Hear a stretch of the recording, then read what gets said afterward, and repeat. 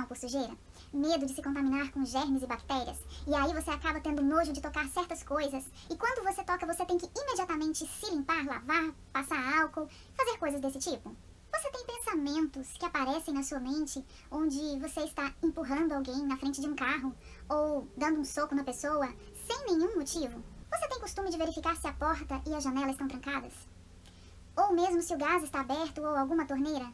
E aí você verifica isso várias vezes, mesmo sabendo que você acabou de ir lá, mas você sempre fica na dúvida, será que eu fechei mesmo? Será que eu conferi direito? Se você respondeu que sim, pode ser que você tenha toque. Olá, eu sou a Cacau Moraes e vim trazer hoje para vocês, como eu havia prometido, um vídeo sobre toque. Antes de mais nada, quero explicar para você duas coisinhas. Esse vídeo tem um caráter informativo. Através dele você vai obter mais informações para que você possa conhecer o toque melhor e identificar se existe alguma semelhança dos sintomas do toque com os seus sintomas. O segundo detalhe é: o vídeo será dividido em 4 partes para que não fique um vídeo muito longo. Então vamos lá. O que é toque? Na verdade, TOC é a abreviação do transtorno obsessivo compulsivo. Esse transtorno, ele tem obsessões ou obsessões e compulsões. As obsessões são pensamentos ou imagens que aparecem na mente da pessoa e essas imagens, elas são persistentes, ou esses pensamentos são persistentes. E eles são indesejados, ou seja, a pessoa ela não está pensando nisso, ela não deseja isso, mas aquele pensamento ele vem insistentemente na mente da pessoa, ou em forma de imagem, não somente pensamento, mas também imagem. As compulsões, elas são justamente os comportamentos repetitivos ou atos mentais que a pessoa vai fazer justamente por causa das obsessões. Então, em resposta a um pensamento obsessivo, a pessoa começa a desenvolver comportamentos repetitivos, ou mesmo, como eu disse, atos mentais. Por exemplo, obsessão seria um pensamento de que a pessoa não trancou a porta ou de que a porta está aberta. Então, esse pensamento obsessivo vai fazer com que a pessoa queira fazer algo que é verificar a porta, o que já seria um comportamento compulsivo, né? Ela vai verificar a porta. Só que no toque não existe somente uma verificação. Eu verifico e tá bom, acabou, vou dormir sossegada. Não é assim. O toque, ele verifica várias vezes. Então a pessoa tem esse pensamento obsessivo de dúvida que ela tem que conferir novamente, porque talvez ela não tenha conferido direito. Então isso faz com que ela repita várias vezes aquele mesmo comportamento, que é de verificar a porta. Isso é só um exemplo. Mais para frente eu vou falar sobre os sintomas comuns e vou dar mais exemplos com relação aos sintomas do toque. E como é que o toque se desenvolve? Na verdade, ele se manifesta desde a infância e na adolescência. Estima-se que 25% dos casos de toque se iniciem antes dos 14 anos. No Brasil hoje é estimado um número de 2 milhões de portadores de toque. Então, só no Brasil, 2 milhões de portadores de toque. É um número bem grande. Então, não é um transtorno raro, de difícil aparição. Não, é um transtorno, de certa forma, até muito comum. No consultório aparecem muitos casos de toque, principalmente de pessoas que não sabem que tem toque. Quando existem parentes de primeiro grau que já possuem o toque, há uma probabilidade maior de que outros membros também tenham. Então, se por exemplo, seu pai tem toque, ou sua mãe tem toque, ou algum dos seus irmãos tem toque, pode ser que você também venha desenvolver esse transtorno. Mas isso não quer dizer que você vai desenvolver, mas simplesmente existe uma chance maior de que você também desenvolva esse transtorno. O toque tem cura?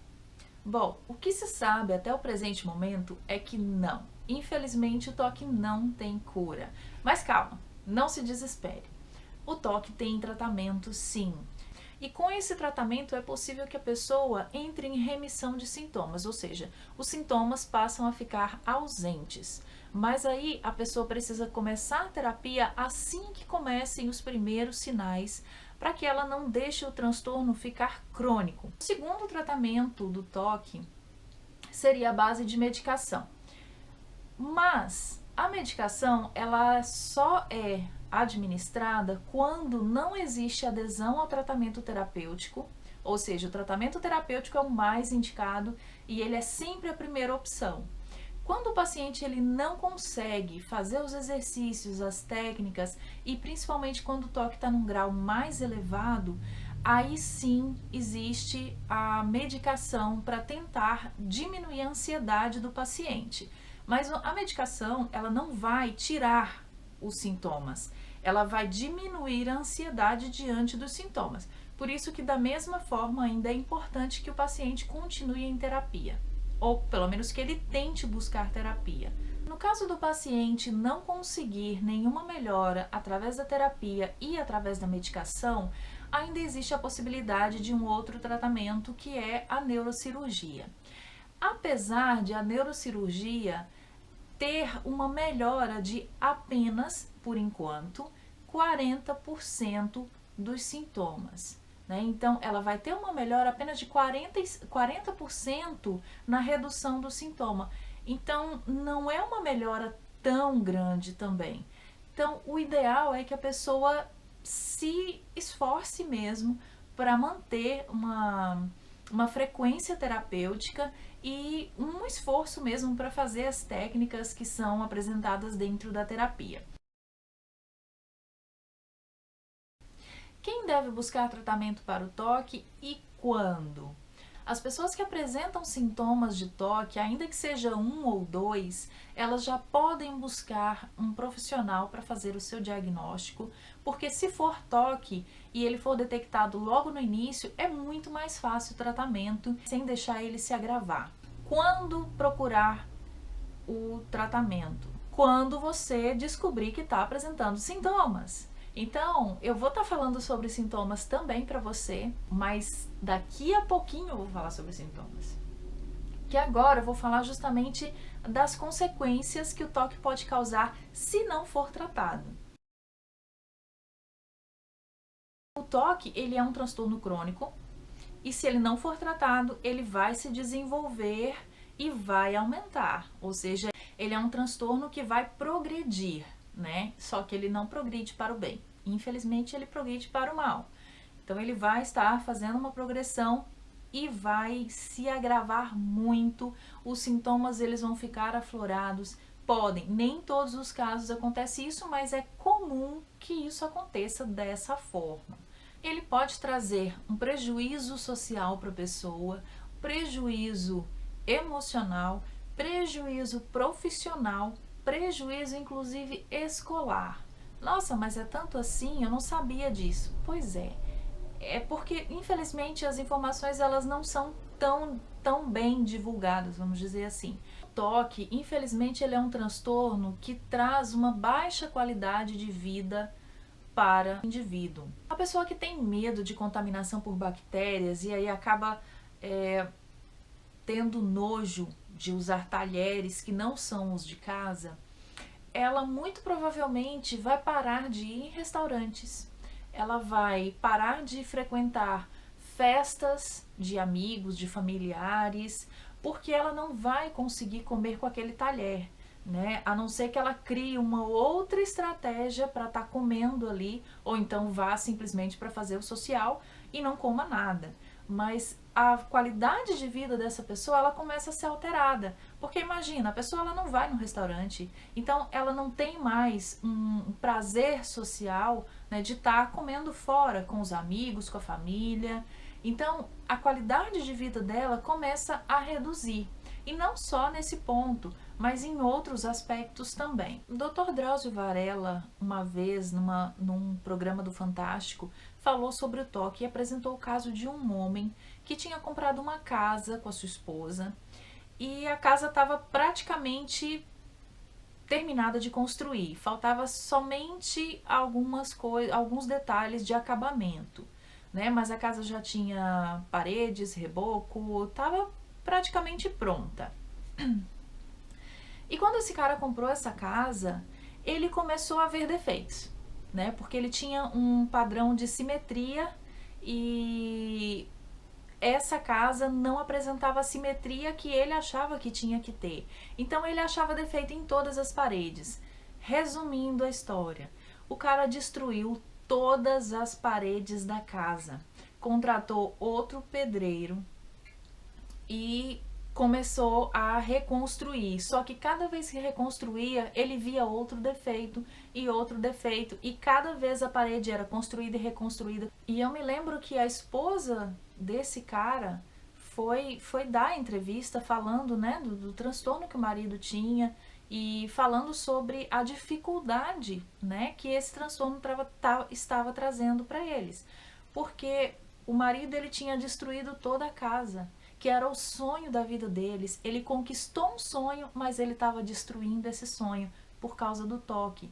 Então o toque, a gente observa que ele traz consequências muito sérias. E essa mulher, ela falava com uma dor imensa no coração, né? Justamente por causa da dificuldade que é você ver o seu sonho sendo realizado e de repente o seu sonho sendo estragado. Então, e por causa de um transtorno. Outro exemplo seria a pessoa que tem um sintoma de dúvida. Ela, na hora de fazer uma prova, por exemplo, na escola, esse transtorno ele pode estar ativado e a pessoa simplesmente não conseguir terminar uma prova, porque ela não consegue se decidir na escolha, ou ela não consegue terminar a prova porque ela vai ficar voltando nas questões. Por exemplo, se é uma prova de matemática, ela vai fazer 5 vezes a mesma conta, 10 vezes a mesma conta, e isso vai fazer com que o tempo dela seja gasto por causa do toque. Então, ela vai perder esse tempo e ela vai ter um prejuízo, que é não entregar a prova inteira respondida. Mesmo que ela saiba o conteúdo, mesmo que ela saiba o assunto, ela não vai conseguir fazer. Isso também acontece também no lado profissional, né? Que é a pessoa estar ali lendo, por exemplo, no caso de um relatório, a pessoa pode estar fazendo um relatório e ela lê, a cada minuto ela tem que reler a mesma frase ou o mesmo parágrafo várias e várias vezes, porque ela acha que não tá bom o suficiente. Então ela vai e refaz, e aquilo nunca tá bom, né? Então a pessoa pode perder o emprego por causa disso, né? No caso escolar que eu estava citando, a pessoa pode repetir de ano, porque ela não conseguiu fazer. Então, essas coisas, elas acontecem com muita frequência. Uma outra consequência muito séria do toque, e essa é a mais grave de todas, é o risco de suicídio, né? A pessoa, às vezes, tem um sintoma de autoagressão. Então, se ela tem um sintoma de autoagressão e ela tá no alto de um prédio, né, ou sei lá, numa janela, ela pode simplesmente sentir um impulso de se jogar dali. Então, é muito perigoso esse tipo de sintoma, né, de autoagressão. A pessoa precisa de tratamento urgente.